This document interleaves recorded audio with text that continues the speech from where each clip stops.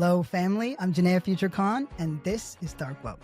Just before we hit it, I want to say thank you to all the listeners out there, and a special shout out to the supporters who make this show possible. It truly means the world to me. If you'd like to become a member, our Patreon is linked in the episode right up below. Boy, did I eat an entire pizza basically by myself at 11 a.m. I feel much better. I really thank Corey for joining me. I don't think we're embarrassed at all. We ought to be. But I ate my body weight in pizza and now I feel better. Which is why, before we jump into the episode, I need to tell you that whatever I said was the book yesterday was nonsense. I couldn't remember what it was because I had nothing going on in my brain. So it's called When We Cease to Understand the World. And it is a National Book Award finalist. I'm going to tell you something. I'm enjoying it so far, and it has something to do with what we're talking about today.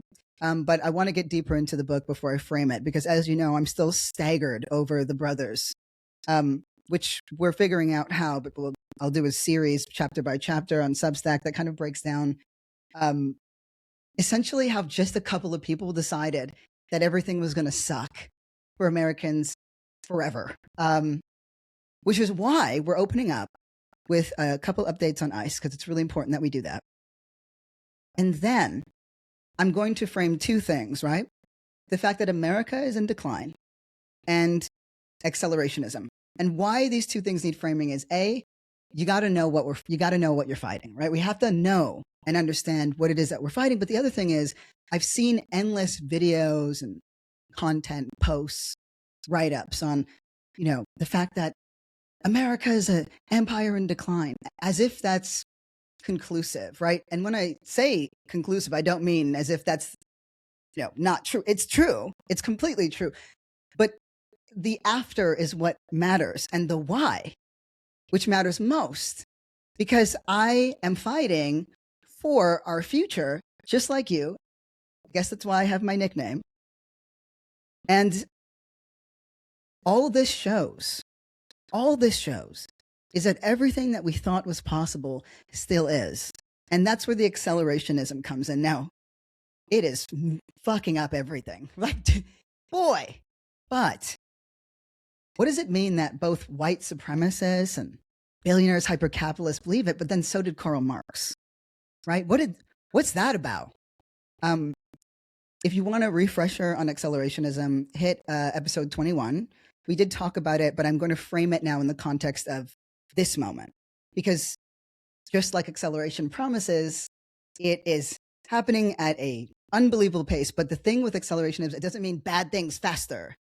It's a political ideology, and it is a series of tactics that we're all enduring that are making it shit. Because this is my point. America being in decline doesn't mean that it should be violent and brutal and awful the way it is.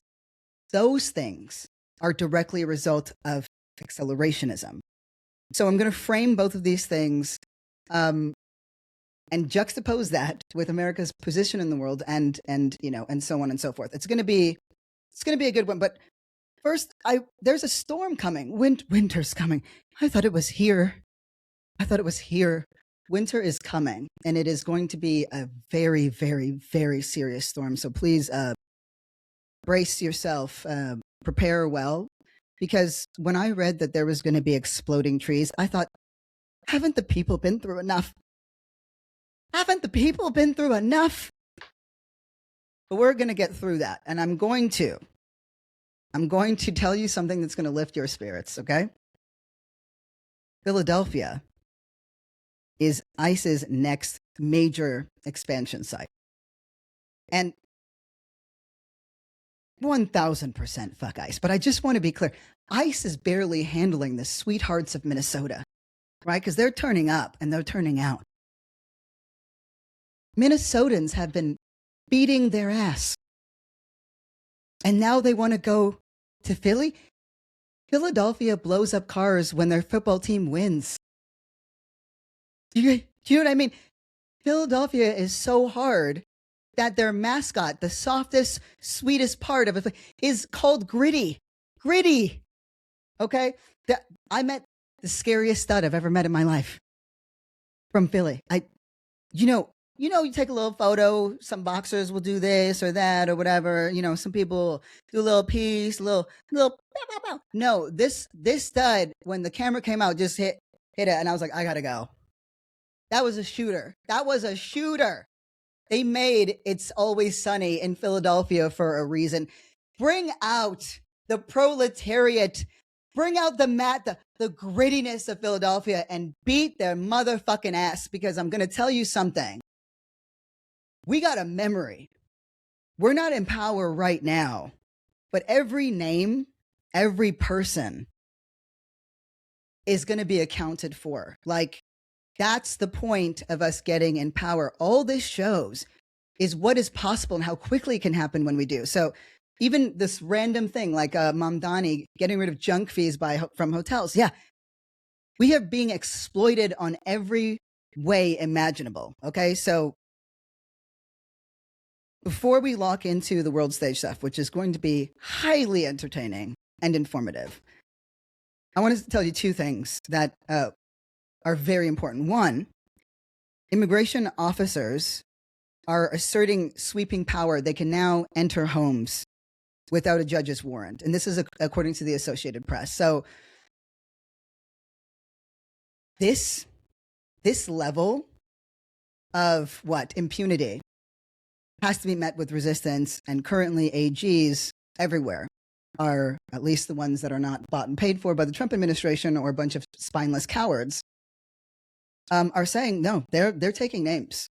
The very same precedent that so much of the GOP tried to push, right, which is states' rights, are going to be activated. But we have a long road ahead and a long fight. But I promise you, when we fight, we win.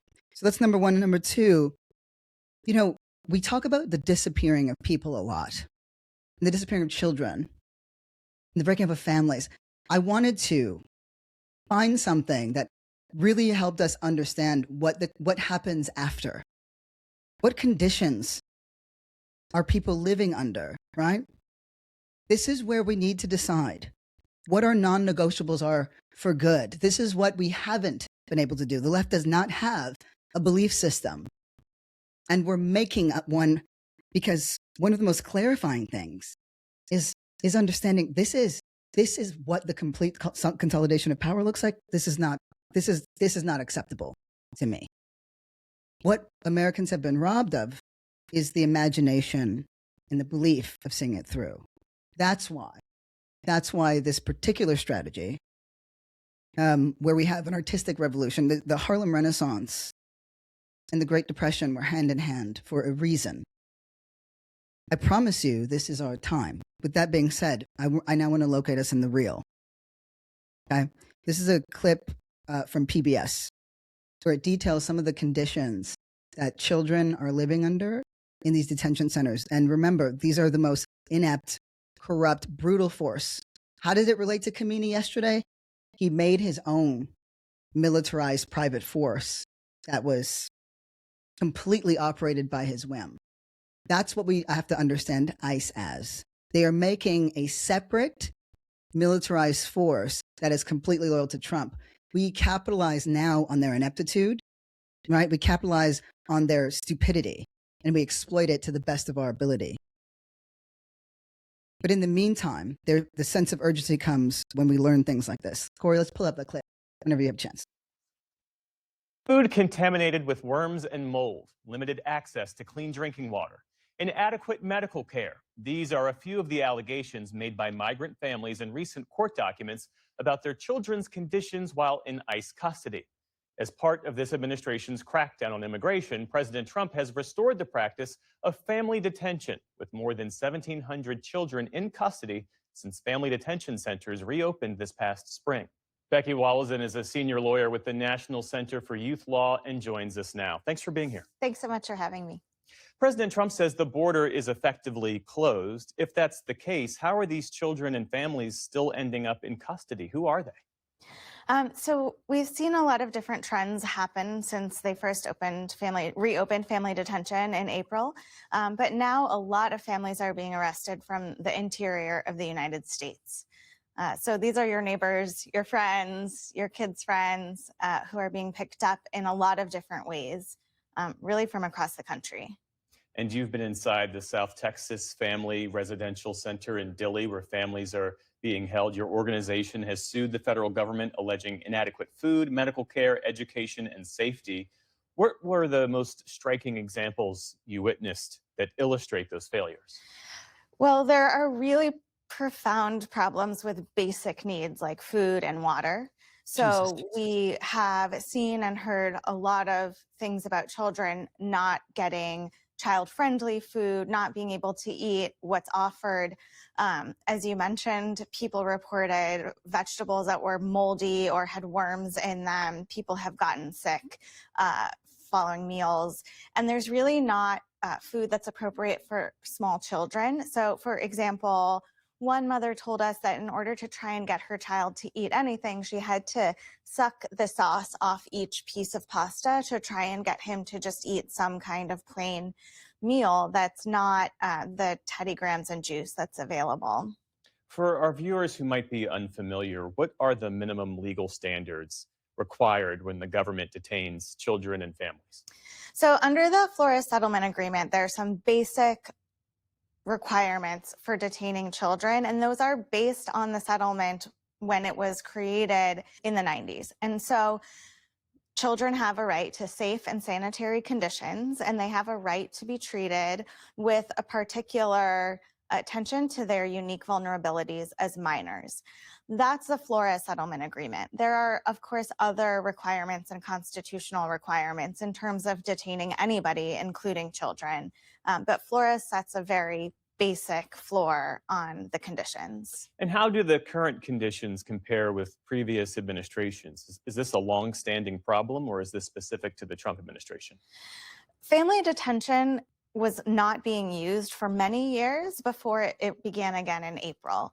And so in previous iterations, there were very similar conditions issues. And one of the biggest problems is that in 1997, the standards were what the consensus was around child welfare at that time. And now we understand and know so much more.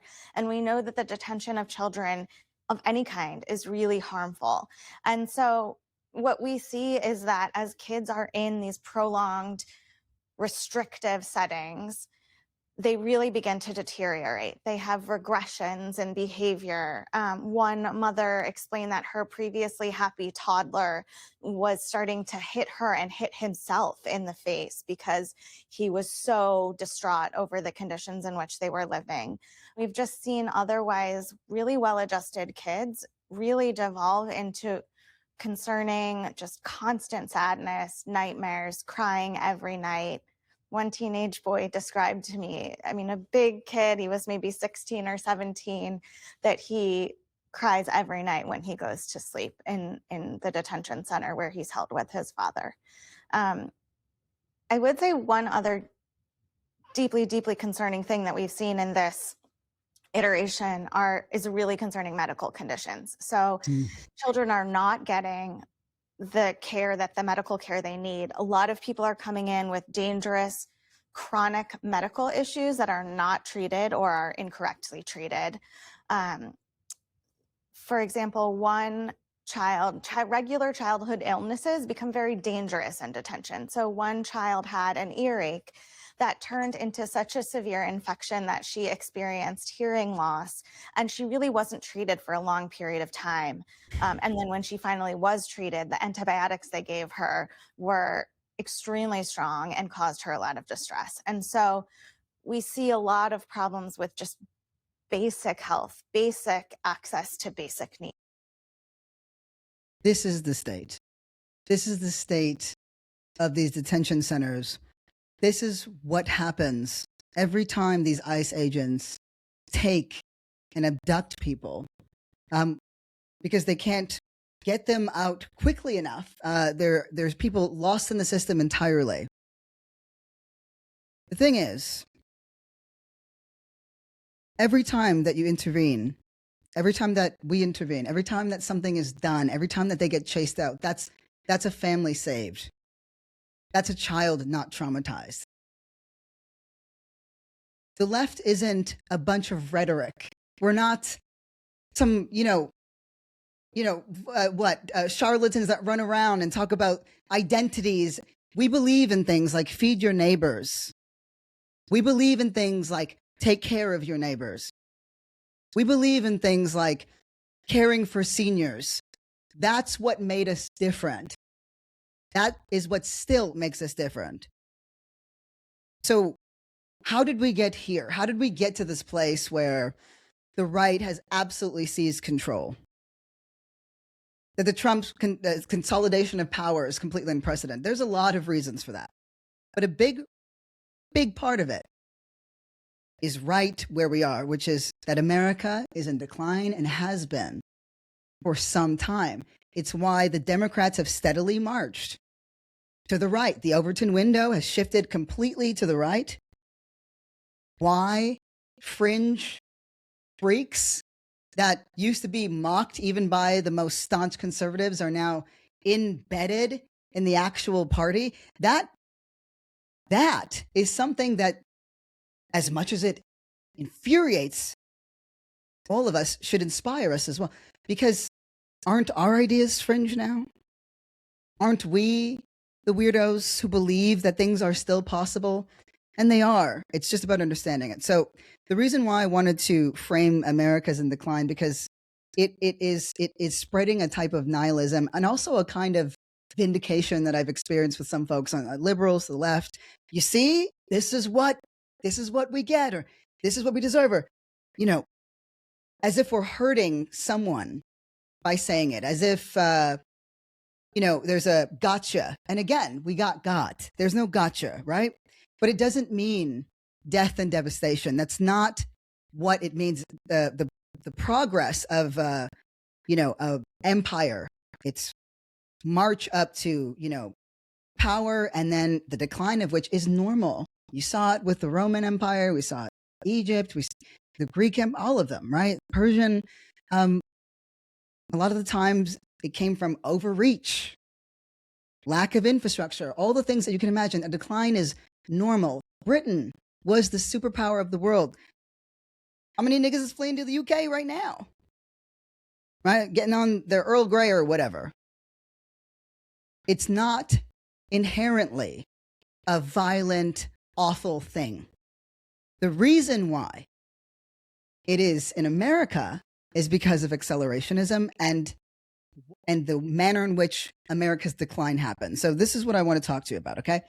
Because remember, it was the rise of America that moved Britain out of its position as the superpower of the world, right? Because remember, no one was doing slavery like Britain, right? But then nobody was doing chattel slavery like America, right? This is what I need us to understand.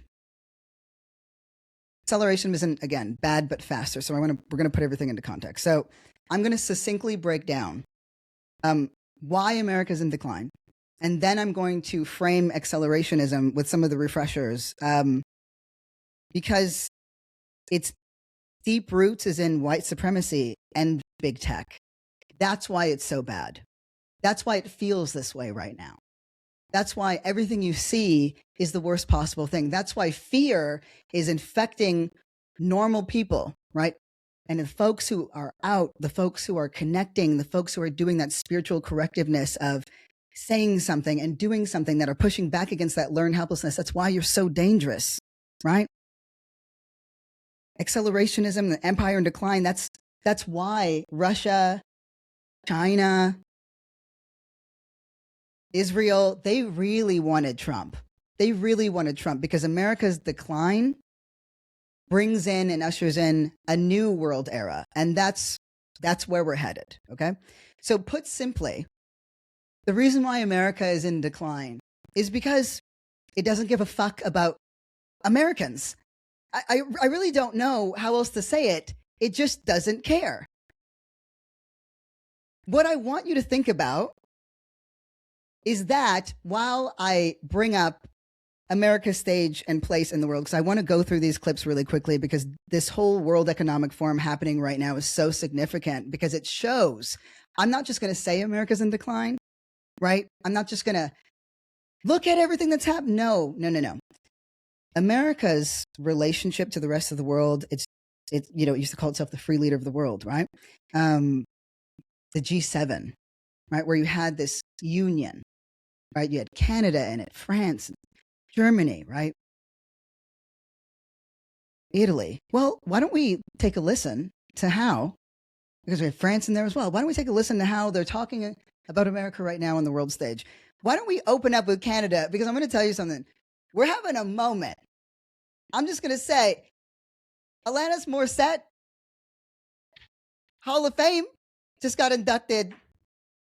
We gave you heated rivalry. We gave you heated rivalry. We gave you hockey butt sex. We gave you the goods. Listen, I've never been, I'm like, this is our time. This is our, okay, no. Let's pull up Carney talking about, and he's a bit dull, but let me tell you, when we start hitting Italy and France, that shit picks up. And once we can properly demonstrate that America's in decline, I'm going to explain why. And it always comes with the theft from the working class people of this country. Let's start with Mark Carney. We knew the story of the international rules-based order was partially false, that the strongest would exempt themselves when convenient, that trade rules were enforced asymmetrically. And we knew that international law applied with varying rigor depending on the identity of the accused or the victim. This fiction was useful. And American hegemony in particular helped provide public goods, open sea lanes, a stable financial system, collective security, and support for frameworks for resolving disputes. So we placed the sign in the window. We participated in the rituals. And we largely avoided calling out the gaps between rhetoric and reality. This bargain no longer works. Let me be direct. We are in the midst of a rupture, not a transition. Over the past 2 decades, a series of crises in finance, health, energy, and geopolitics have laid bare the risks of extreme global integration. But more recently, great powers have begun using economic integration as weapons. Tariffs as leverage, financial infrastructure as coercion, supply chains as vulnerabilities to be exploited. You cannot live within the lie of mutual benefit through integration when integration becomes the source of your subordination. Oh, okay. I'm going to tell you something. In Canada, that's shots fired. Because we be reading over there. We have a good education system. That was shots fired. A rupture. Mark Carney's saying, we're moving on. The world is moving on without America. Donald Trump opened that where a mouth should be, whatever that thing is, like nothing, everything is just spewing. He's just a toilet bowl at this point. Just everything's just coming out. It's incoherent. He clearly has dementia. Clearly. He said NATO is nothing. NATO is nothing without the United States. So NATO is that North American trade alliance. That's what's the one. It's the relationship between Europe and America. The one that said we are going to be in cooperation with each other. We're going to make sure that there's peace. No country is going to overreach, and we're going to share, trade and military insights to make sure that thing is balanced. So Trump is like, I don't give a shit about NATO. I want Greenland, which he called Iceland a million times. I don't even want to play him anymore. I'm so sick of this. Again, there's no gotcha. We don't need to be in conversation with the fascists. We need to be in conversation with each other so that we can then fight the fascists. My job, your job, our job is to make sure that the conditions for an AOC run in 2028 are there. And right now they're not. We're not shored up enough. I hate the way that the left just so-called leftists. I think the left is going to be revealed, but The way that we just fold like lawn chairs. This, like, do you remember when everybody got mad that AOC went to the Met Gala? Can a bitch have a night? Can she wear a dress sometimes? And she said, eat the rich. And as you know, I'm not inclined to eat them anymore. I'm seeing what they're looking like. Our analysis has to expand. Like, when we're saying the rich, let's be really clear. I'm talking about billionaires. You think I give a fuck about actors and their little $50 million at this point? No. So our analysis has to change and expand. But that was shots fired. Let me let Maloney. Okay. I want y'all to know something, right? Like, this Maloney she's also a little bit of a trash bag herself. Okay. Like, she's all weirdly homophobic and stuff. She's running, Italy over there. But my girl was mad as hell when Donald Trump said, there is no NATO. She took that fiery Italian sauce and started chatting about at the Economic World Forum in Davos. Corey, let's pull that up because that shit is gold. I'm going to translate. Don't worry, you guys. So we're going to have to pause it because I need you to hear the Italian of it all. Okay. Sbagliata questa strategia, allora mi si deve formalizzare l'alternativa. Okay, so she's saying this strategy is wrong, but if it doesn't work, then the alternative must be formalized. What she's saying is, listen, he's an idiot, right? We need to have an alternative plan. Mi si deve dire quindi che cosa si intende fare, cioè. She says, so what do you mean? What do you mean we must distance ourselves from NATO? Like in the sense that we must leave NATO, right? Because again, Donald Trump's pulling out. He's destroying international relations with Europe. And again, America requires assistance and cooperation from other countries to maintain its position because it cut the legs out of its own people for the profit of a few. Nel senso che dobbiamo uscire dalla NATO? Dobbiamo chiudere le basi americane? She goes, we must close American bases. She goes on to say, we must sever trade relations. We must storm McDonald's. Saltare McDonald's? Non lo so. Che dobbiamo fare? I don't know. What should we do? Listen. She goes, what do we gotta do? Are we pulling up to McDonald's? Are we storming McDonald's? Get these niggas out of Italy. That's what she's saying. She's like, I'm done. Let me tell you something. I don't know what's going on in France, but when Macron pulls up in these sunglasses, right? And this guy's like, are things kind of bad? For sure. Are we going to change things? For sure. We had to go through and cut this clip because this man was talking so much. But why don't we hear how France, again, another ally, right? These are all trade partners. What's France saying? To bullies, we do prefer science to plotism, and we do prefer rule of law to brutality. You're welcome in Europe, and you are more than welcome to France. Shots fired.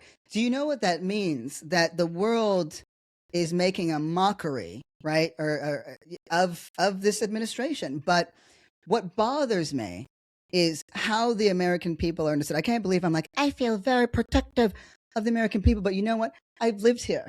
I've met too many amazing people to allow the American identity to be reduced to a bunch of fucktards and racists, a bunch of billionaires who hoard, who steal, who manipulate for more wealth than anyone would ever need in a lifetime.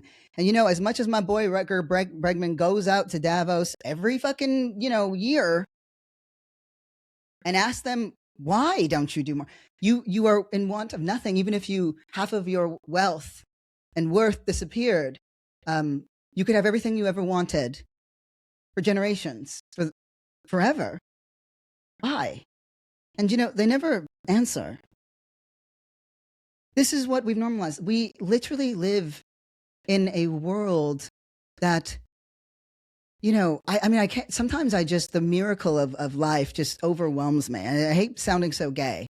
But we're lit, like we have everything we could ever need on this planet, and we let monsters seize power because most of us just want to live, and our instincts are not to do that.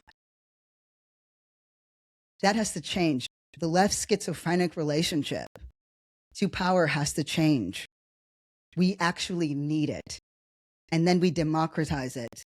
And then we codify that.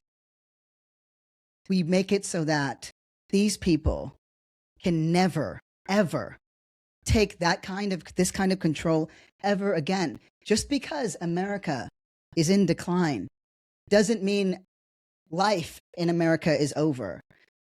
I want to let's pull up that Greenland clip, because this is actually what made me realize that because what I realized was there's absolutely zero empathy for what Americans are enduring at the same time, right? Because in yesterday's episode, and I believe in accountability, right? Because we've not shored up our power, we've made conditions unbearable for the people in the rest of the world. We've made them untenable, right? So that's what we have to change. That's why we have to be in power, because when we don't, they win. And they have been winning for some time, but a huge part of that is because it has been so hard to live in America if you're not stinking rich for a very long time. What I'm going to do is break down why America's in decline, and I'm going to juxtapose that with China, which is now the greatest superpower in the world. It's in a fledgling state, but this is a result of the wealth hoarding that has happened here in the United States, and that has spread and just become normalized. So why is America in decline? So we've talked about what happened when Americans post-World War II. And again, so much of this comes down to lawyers and these massive firms that I didn't even know about. I didn't even know that was something I should care about until I read The Brothers, because where the Communist Party in China is run by engineers and have invested in their people first, America's society is run by lawyers. The reason why billionaires have won and have been so effective, the reason why our Congress can just fucking play stocks, like literally play at stock investments and get privileged information before they ever let us know so that they can keep generating wealth, is because they have used lawyers and found every fucking loophole and protection and bend that honestly like it flattens me to think that framing never occurred to me. I like to think I'm a thinker and this and that. You can feel the fact that I have carbs. So I mean, let me calm myself down. But it's true. Like American society, we think, oh, they're run by politicians. The politicians are corrupt. No, it's run by lawyers. Lawyers are the entities that enable corruption, that protect the corrupt, and that are used as teeth against, as the beast against us, with police as the teeth, property over people, right? But it was when American manufacturing ended. Why? Okay, we're going to make the US the default currency in the world. Who benefited from that? It wasn't Americans. Americans didn't benefit from the US dollar being the default money in the world. The rich did. The corporatocracy did. We have to bring back the language around that, because the corporatocracy is what gave birth to big tech. And those entities became more significant, more powerful than anything that we ever wanted. And again, so much of this stems from when? Oh, the abolishment of slavery, when we made concessions for racists. And now Americans actually do vote for the things that we believe in for the most part. Abortion is a good thing. Most Americans believe that. But the popular vote doesn't matter because of the Electoral College. If we have power, we can fucking abolish it for real. So that the votes and your voice actually means something, while we shore up power and strongholds across different states and cities. Put simply, right, steal from the working class, hoard wealth, right? What do I mean when I say steal from the working class? Americans aren't stakeholders in their own country. Americans aren't stakeholders in their own country. Do you want to know what I mean when I say the corporatocracy and why it wins, right? America put its money in the military, not in you. So here's what happens, okay? Globalization, so nothing is built here. Before I go on, why don't we pull up that clip of Professor Richard Wolff, an American economist, Professor Emeritus, talking to Mark Lamont Hill. He'll explain, A, that America is in decline very briefly, and B, where the jobs go, because they weren't coming here. And that's perhaps the most important thing that I can tell you. And I'll say it as bluntly as I know how. The American empire is over. We're done. We peaked about 12, 15 years ago, and we are on a down. And it's very hard for the American people, which I understand. I am one. It's hard to get your head around that. We've had a century of on the way up, which is a lot more fun than on the way down. But it does happen to every empire. We're only the latest. Look at the British, how far they've fallen. We're in that process. So the problem with the trickle down is, yeah, there might be more jobs, but they're going to be created in China. Oof. Created in Brazil. They're going to be created in India. They're not created here. This is an economy that is indeed, we have the greatest level of corporate debt this country has ever seen, off the chart. The greatest level of personal debt, and we have the greatest level of government debt. Our government debt is now trillions of dollars greater than our annual output. That was not the case in the 20th century. It is the case now. What you're seeing is desperation politics.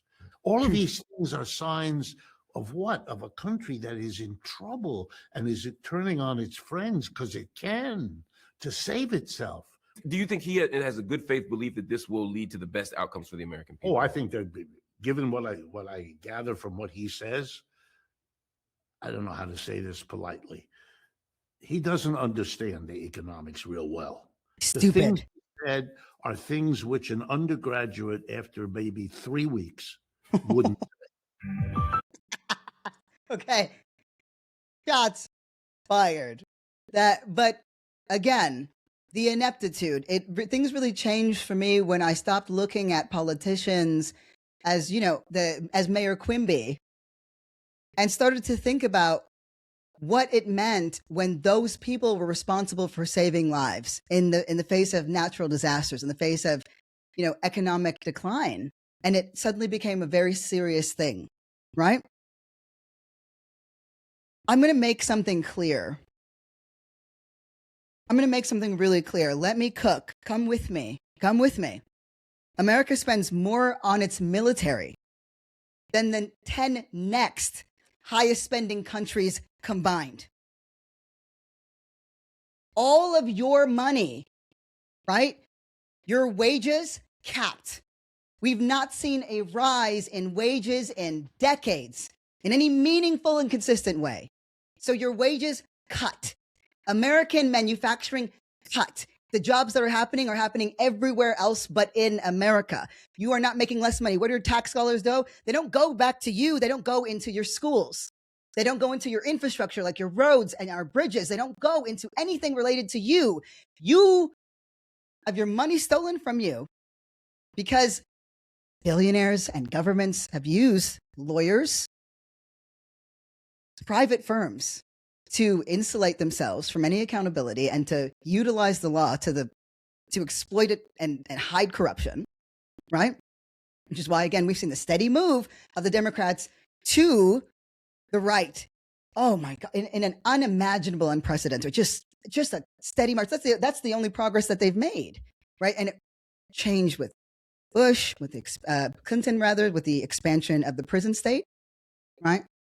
And then we saw it with Bush and the endless wars. Why? Why?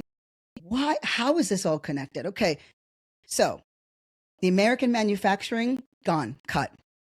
You don't make any more money, so you have fewer jobs. less money, even though inflation is rising, everything costs more. Your tax dollars don't go back to the American people, right? You're spending money. You're keeping the economy afloat, actually, despite all of that somehow. And your tax dollars don't go back to you. They go into the military. You know, the military, oh, America loves to talk about its military, but what is it doing? What is its function? How does it help the American people? It doesn't. America's military exists to protect the assets of that corporatocracy that sold you out and sent manufacturing everywhere else around the world. That's what the American military serves. And you're seeing it with Venezuela. How does taking Venezuela's oil enrich the American people? It doesn't. But you're footing the bill. You're footing the bill. We're covering the tax breaks for billionaires that are currently in office and also in power, officially and unofficially. Right? This is what I mean when I say America's in decline. There's a slew of now proof. It's not just something that we're saying, but again, I'm not interested in the fear mongering. I'm not interested in the bullshit gender wars. Everybody's been sold out. Everybody got, except for a small handful of people, shadow entities, billionaires, right? The corporatocracy that turned into big tech. Those people won. Americans footed the bill and never saw a dime returned. That's why America's in decline. And to make my point, I want to compare this to China, right? So what does America have? Greatest military and the greatest superpower in the world, largely because of its military. But again, that military is used to protect the interests of the rich and the corporatocracy, not the American people. Your money went to cover tax breaks for corporations. That's why so many Americans are poor. That's why there's corporations and this government are cutting, protections from lead in water. We have there is no infrastructure. There's been no development in America for decades. That's why it's in decline. So first of all, not supporting and investing in the American people. Americans were never stakeholders in the American dream. That guaranteed the decline. Let me make the point clear by showing you what it looks like when a country does it differently, right? So rather than military, China invested in itself and its people. 90% of China, 90% of the people in China are homeowners. 90%, right? What is America? About 65% as of 2025. That number is going to go down, but here's what matters. There's a pretty sizable population disparity. America is made up of around 327 million people. China has 1.4 billion people. 1.4 billion people. I can't do math, but I think 90% of that is far more than this population entirely. Right? Made in China, right? I still remember 106 in Park when this Asian dude came on and he was getting clowned because he was Asian by some like black rapper because he used to have Freestyle Fridays.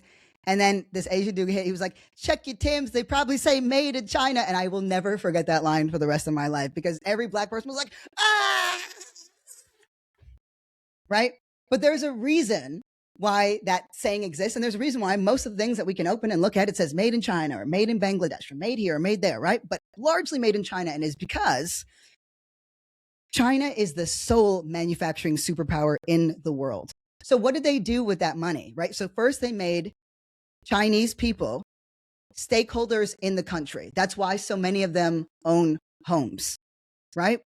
Then they took that money that they were making because they were having great exports, massive exports, again, development into what? Infrastructure at home.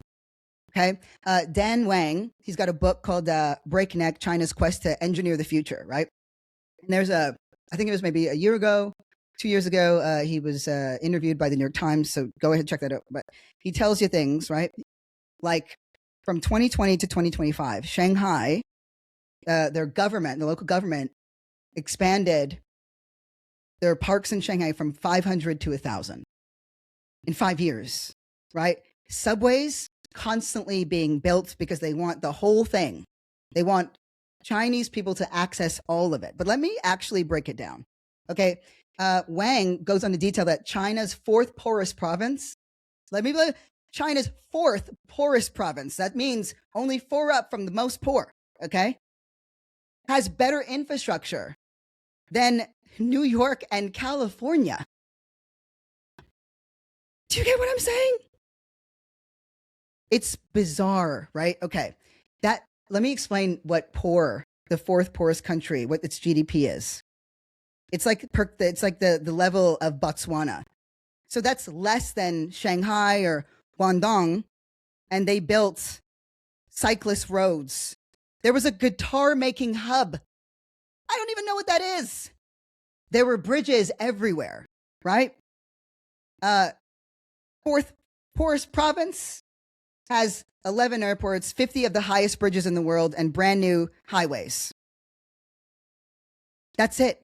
They just put the money into expanding infrastructure. So they make their people stakeholders, and then they make the world around them beautiful and meaningful and accessible. Oh, what else? Huge labor force for manufacturing. Yep. So they got jobs, y'all. Leaders in foreign capital and technology, and specifically big tech and AI. So do you remember DeepSeek? Do you guys remember DeepSeek? Right? You guys remember DeepSeek? Okay. It's like, do you remember when ChatGPT, everyone was like, and it was new, and it was amazing. It was amazing. I mean, I never thought so, but whatever. And then OpenAI and Google and Meta were like, we need billions of dollars to make this. This is going to cost hundreds of millions and billions of US dollars. That's what these companies need for these technologies. And that was just, they were running the show. Sam Altman, Zuck, all these fucking losers, right? Faggots can be losers too.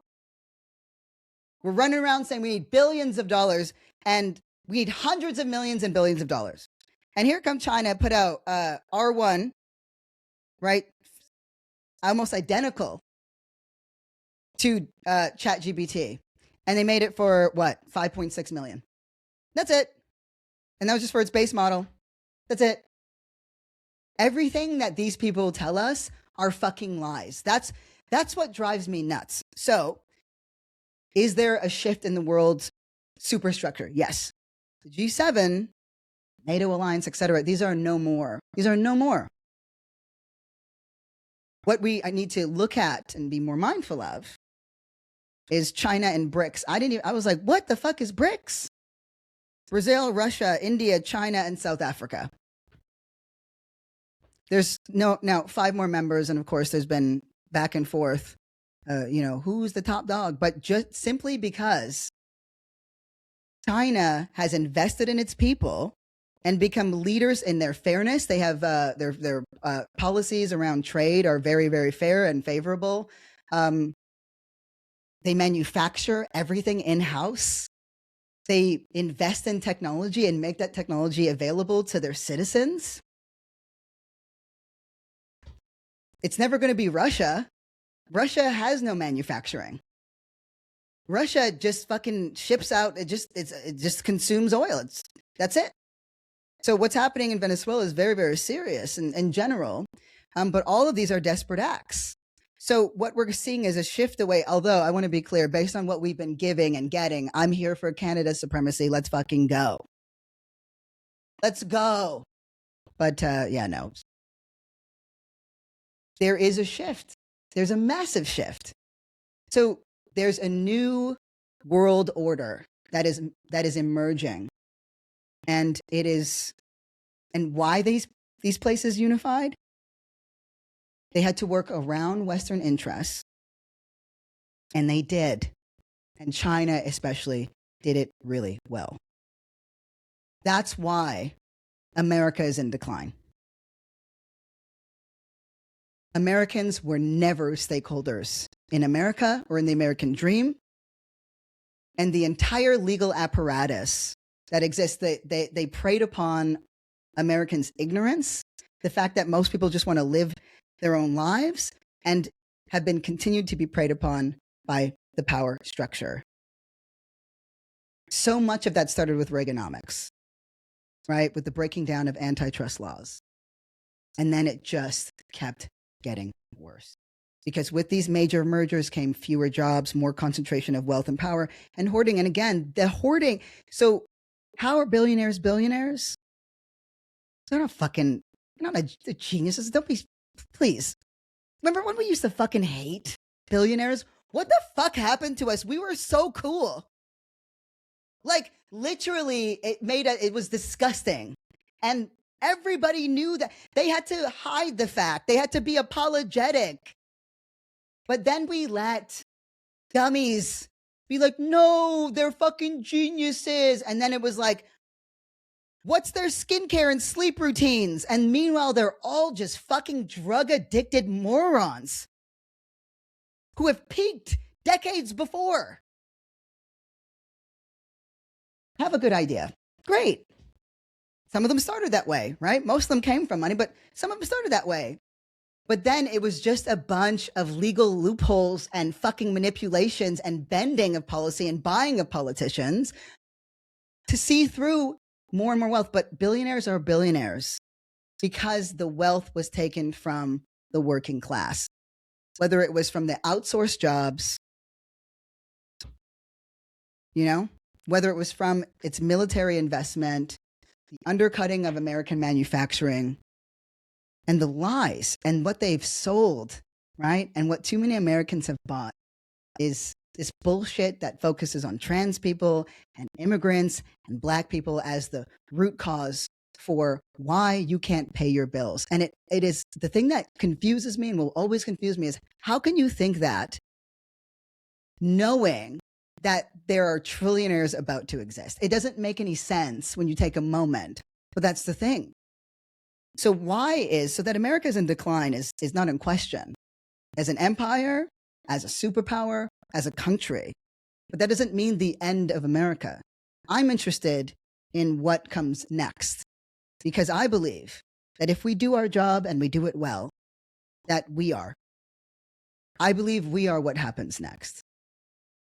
I believe that our belief system of care, of making people in this country stakeholders in it, you look at why we have immigration crises, they call it refugee crises. That's because we created it. That military that you paid for went elsewhere, destabilized governments and starved people and fucking created chaos. And they didn't have anywhere else to go. And then they kept getting told that there's this American dream that was reachable for everybody who came onto its shores. But America hid the fact from the rest of the world that the majority of people were suffering, were sick, were in debt, were in crisis, and kept just shoving up the story. And too many Americans bought into the idea that, like John Steinbeck said, that there's temporarily embarrassed millionaires. That if they could do it, then so could you. And put in this idea in your head that the reason why you're not rich is because of you. But it was never because of you. Yes, we need to interrogate the idea of why rich is equal to worth. That's capitalism. Now we can get into how accelerationism made this worse. That America is in decline does not have to mean that wars are being started, that a demented, disgusting, evil group of people and goblins are our administration, why ICE is running rampant and racists are in power. I still remember when Jane Fonda said that, you know, she was just a little girl. She didn't know no better. And she'd heard the word. So she came back and she said the word nigger in front of her father. And he slapped her across the face. And yeah. I mean, different time. But something happened where we started to accept tacitly and then explicitly that it was okay. It was too big, too much to talk about, too big to handle. The reason why, right, we are where we are, so much of it started with the abolishment of slavery and the concessions that were made to insurrectionists and anti-American freaks and racists who were then given things to mend their little sore fucking demonic feelings, when they all should have just been slapped in the fucking face. And I'm saying that very gently. Your vote doesn't matter because racism was allowed to continue and prevail. The Electoral College was given to the South. Why did we let that continue? That's something that we need to ask ourselves. But again, because in America, you can get just enough. You can get just enough. Like I said, I might not be experiencing the prosperity in the way that the richest are. I don't need to. I can go to a grocery store and get whatever I want. For the most part, you know, I mean, not with these prices, but you get what I mean. Let me talk to you about accelerationism. All I want you to know is that it's accelerationism. What does that equal? Okay. Billionaires, white supremacists, and big tech. I don't have a third hand, but it's the, you know, that meme where the hand holding, that's what I'm talking about. So to be clear, its roots are, I mean, I'm not going to get into it. It's got a long history, but even Marx believed in destabilization to help accelerationism. Basically, if we buy into this, Marx was obviously against capitalism and free market. And, you know, shortly after he put out Communist Manifesto, he talked about like, no, let it happen, because he believed it would accelerate the, you know, revolution. So it came from as an ideology from, you know, an almost leftist place. And where you can see its evil, and this is where I'm going to talk about the left just for a moment, is, you know, I go back to 2016 when Donald Trump was running, and not whatever happened in 2020 with BLM proper, we ended up breaking up because there was a cohort of people who believed that Donald Trump would expose to Americans the danger, like now you're going to get what you deserve. And that continues on. And it was before, and I'm going to be glad when we marginalize those voices and make sure that their needs are met. But like, go do some work, get you a hobby, read something, and also make some friends. Because there is no gotcha. We get got. I don't use human suffering to prove a point. I don't believe in that, because there's no gotcha. And we can literally look at history, which is cyclical, to know that that's not a strategy that works. Part of the job of the left is to build power and to stop the consolidation of power on the right. Just because we are not in a position to build up our own power doesn't mean we can't ruin their fucking lives. And I want to take so much pleasure in that, because now it's gloves off. Okay. So what does accelerationism have to do with billionaires and everything else? Okay. I want you to know, whatever it was, it is now a violent white supremacist ideology that manifests in real life violence. They actually want a race war. They believe in a race war, and they want white people to win the race war. That is, if you remember the Christchurch shooting in New Zealand, that horrific thing, right, with the mosque, and I think 20 some odd people in the manifesto that the shooter made, accelerationism was named, and the desire for a race war. How many people on the right are talking about that? How many people on the right desire that? If what we're seeing is not a race war, I don't know what is. And that's what I actually need us to understand. This is the race war. Don't you get it? Do we see it? There's no fear that it's going to happen. It's here. It looks like this. It looks like this. This is what they want. And what does that have to do with billionaires? Well, if you speed up the decline of a nation, then you can pillage it so much faster. If we're so busy staring at each other, looking at each other, blaming men for everything that's happened. Meanwhile, I don't know what the fuck happened to us. We let trans people sideline women. They just became bullies. And by the way, I'm one of them, sort of. I've been trying for years to be a boy. It's look at me. I'm furious. But we sidelined women completely on the left, right? We rejected men entirely on the left. And then we were left with a bunch of like losers who don't want to do anything about what's happening and say, see, I don't know what it's like to feel like there's, I don't know, capital in my oppression. I don't want to be oppressed. I told y'all yesterday, Corey, did I already tell a story about how everybody kept saying they were poor at the meeting?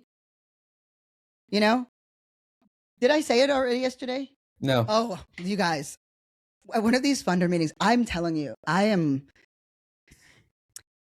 scaring the hose, y'all. I'm scaring the but I don't have time for the nonsense. I was in this funders meeting, okay? Because again, my job now is to take what I know we need to do. And look, there are people who are fucking getting it and doing it. I promise you it's coming, okay? An artistic revolution that's going to bring forth a political one. It must go that way because we keep doing this bullshit ideology versus ideology, and that's not at all what's happening. It's not what's happening. There's no left versus right. It's not so simple as that. It's more like, yeah, actually good versus evil. Point blank, period. I don't care if you're a leftist or not. Good people, we need to activate whatever that thing is inside, that sort of breaks us open so that we can defend and protect the things that make life worth living, like love, for example, or art, for example. But anyway, I was in this funders meeting and I'm sitting there and some of you know my life and, the group homes and foster homes and, women's shelters, whatever that, marked my childhood and, early adulthood, whatever. So to me, it's life experience, right? There was hardship and there was miracles. So I'm sitting in this meeting and for the fourth time, someone has brought up, and I grew up poor. And I had to stop and say, I was like, what the hell what does you being poor have to do with anything we're talking about? Why do you guys keep bringing it up? I don't know when that became a thing where there's where that means something, where it's just centering self. Like, look, we're all starved for attention. I get it. But get your shit together. That's not valuable in the room. We're not the most important thing, okay? Anyway, I'm scaring the hose is what I'm saying.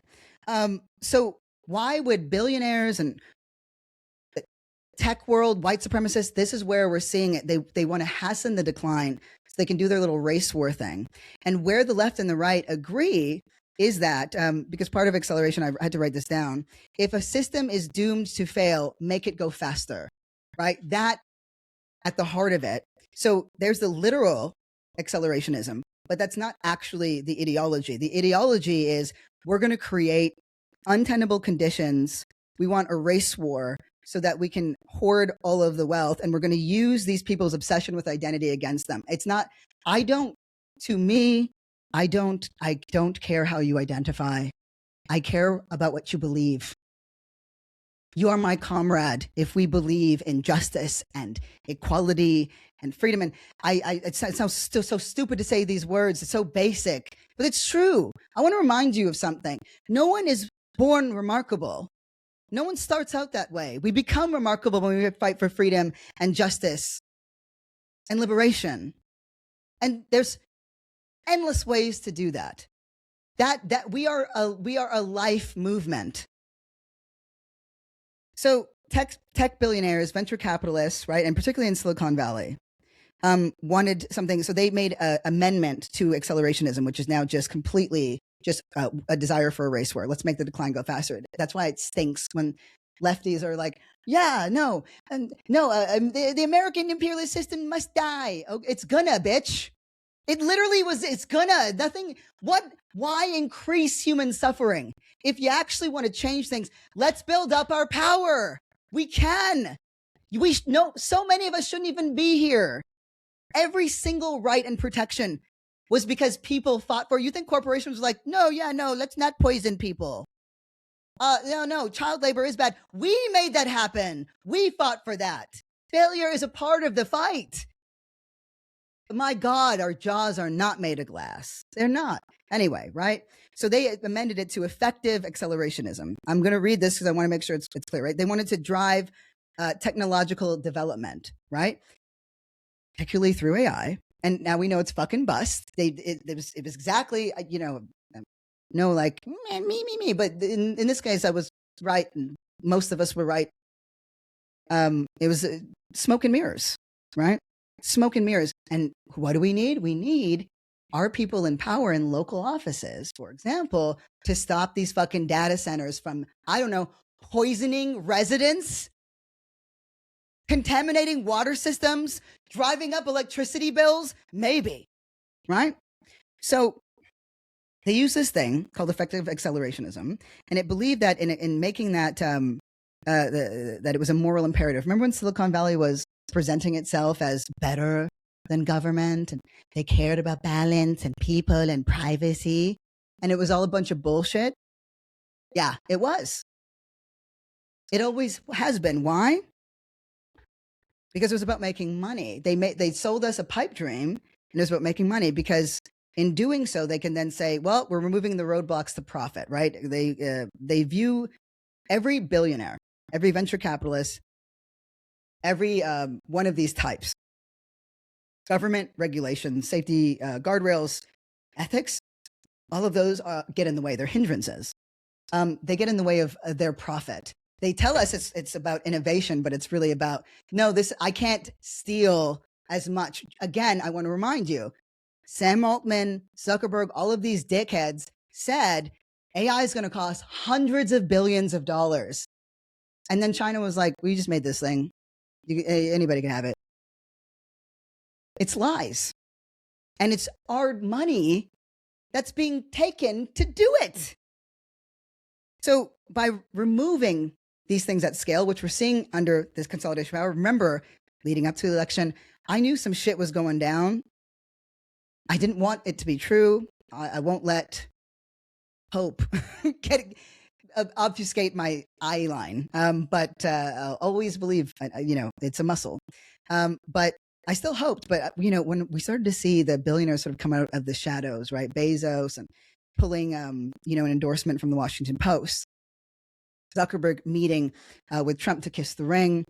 Sean Ching from LA Times stopping anything, critical of Donald Trump, coming out. And again, I want to remind you of former episodes. The bigger the whale, the bigger the mouth. You can't keep making billions and billions of dollars. There's only so many Twitters. There's only so many $40 billion things. So you either have to make up some bullshit like AI, or you have to take over the government and remove the regulations so that you can just fucking pillage and go ham. Because the only way to increase their wealth at scale, to scale the wealth that they have, is to take over the government. So that defense, they can own defense contracts. War is money for them that you pay for, that you never, ever, ever see a return on. In fact, it just made Americans pariahs in the eyes of the rest of the fucking world, while your children got subpar education if you weren't fucking the most wealthy, right? Well, racism ensured that there were second and third tiers, that we filled up the prison system so that private profiteers can continue to make more money, and we let it happen because enough of us still had just enough. And that's actually not an indictment. That was by design. This is where we say, oh, okay, we're never letting this shit happen ever again. Ever. Because we lived in a time of relative ease. If you're one of these people who follow the fourth turning, the cycles, right?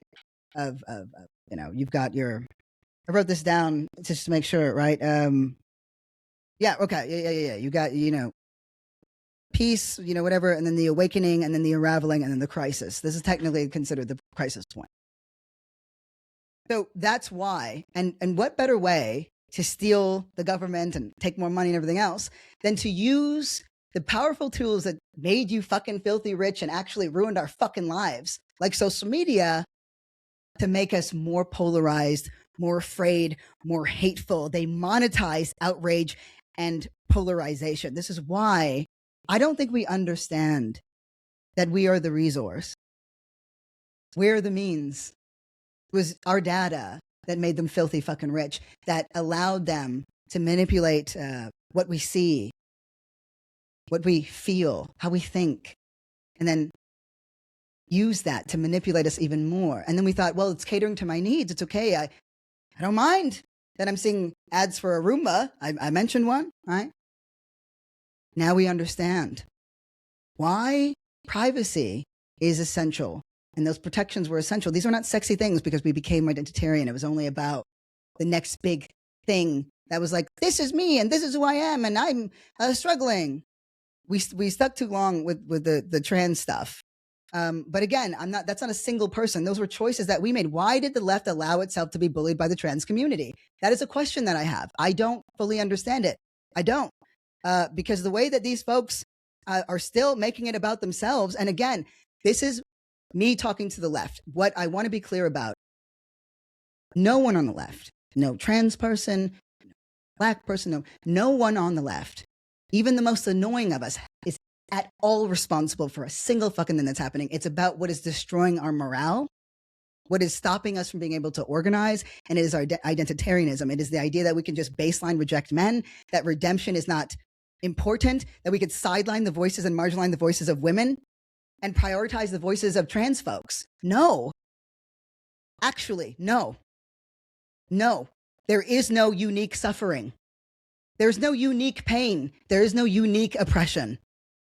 And the terminal uniqueness that we've seen with Zionism, right, which is no, what we're doing is justified because our suffering is special. Trans folks have said the same thing. Our suffering is special, right? So let me go back though, right? We replaced labor with automation, which we're going to keep seeing happening again. That's how the billionaires, the white supremacists, everything else. Why do you think it's weirdo white supremacists, the Charlie Kirk ilk? Why do you think they love AI so much? Right?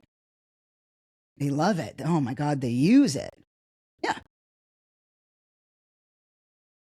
Because they work hand in hand. They're paid. They're on the payroll of these technocrats and these billionaires who own these massive media companies. I mean, Mark Levin is now footing the bill for Nick Fuentes, and he sounds, at least you could say the guy was consistent, right? Now he sounds moronic. He's just a show like every other person he said that he was never going to be like. Anyway, but the key players for this ideology and the coming together is, Mark Andreessen. He's a huge one, right? Was his book, The Techno Optimist Manifesto, which argues that technology will solve all of societal problems, right? And ignore all calls for moderations. There's weirdos online that we don't know about, like Beth, Bezos, who remains anonymous.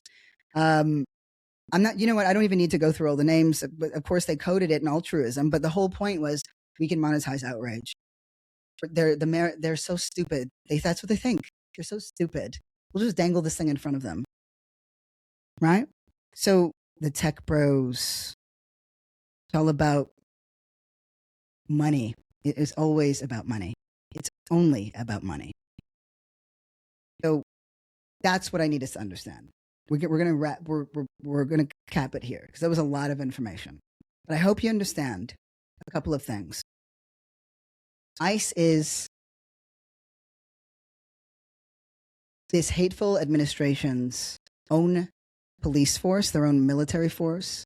They've taken that strategy from Iran. Iran is in the middle of a revolution where thousands of people are being slaughtered by a regime that the American government enabled and put in place. We destroyed democracy over there. And all the while, democracy was being chipped away here. Americans were never stakeholders in their own system, in your own country. You were bottomed out, you were sold out by the corporatocracy that used globalization and told you, but look, we're the superpower of the world. Look, the US dollars are the default currency. We run things, but it never came back to you. While your money got capped, even though you were working harder than you ever were, right? While your money got capped, you were still, and prices kept skyrocketing. You were still footing the bill for the American military that wasn't serving you, that wasn't out here building fucking bridges and schools and education and infrastructure. No, they were protecting the interests of the corporatocracy that already sold you out. And it was all done through these old American as apple pie law systems, legal, these lawyer firms right? Again, China is run by engineers. America is run by lawyers. And they made it legal. And they hid it from us. And they all made off like fucking kings. And they still are. Make America grift again. That's all this ever was. And once we let go of our identitarian nonsense, we win. I will get over this, my little bone to pick with the specific community. I've been shocked to my core because I've even heard it more today. But I believe that when enough of us show a vision of a different way, right? When we start to win, when the riffraff that's identitarian are like, oh, well, I can't get what I want from here. I can't use my identity as a weapon, right? And it's because it's not just trans folks. A lot of people do it. Oh, man, do a lot of people do it, right? That saying you're poor somehow means something. Like, I just don't get it. And I'm in a funders room of all places. That's something that you share with people in community, but that's not how it's being shared. It's somehow we've created these conditions, right? Where saying I'm oppressed is supposed to give me capital in the room, all while actual capital is running the fucking country, stolen from you, and you're being run into the ground. So this thing, we're done with it. I know that it is fucking hell out there. Look at the conditions that ICE are creating for people. This makes our need to build power faster because AOC can win, could be a president if we do our job. So I'll leave that. I love you all very much. This was dense. We'll do something super short tomorrow. Thank you, Corey, for making this look good, sound good. Thank you to all of you for sticking me through this because, boy, was this loaded. And I love you very much. Don't forget to create as much as you consume. Everything is still possible. It always was. As long as we're still here, everything is possible. Love you. Can't wait to see you on the next episode.